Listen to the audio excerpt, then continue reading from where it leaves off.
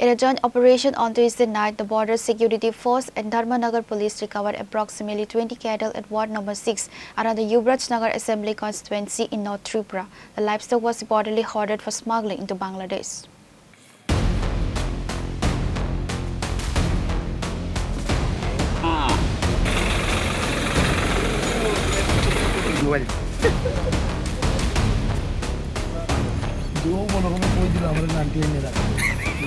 Acting on specific intelligence, Jawans of the Border Security Force and Dharmanagar Police conducted a coordinated raid at an agar plantation in Ward No. 6 around the Yubarajnagar Assembly Constituency in North Tripura, resulting in the recovery of 20 cattle.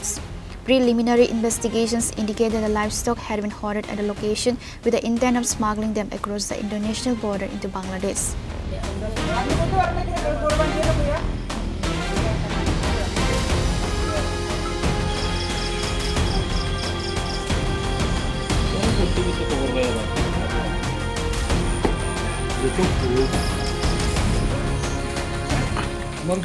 Border Police and the BSF have initiated a thorough investigation to identify and apprehend the individuals involved in the smuggling racket.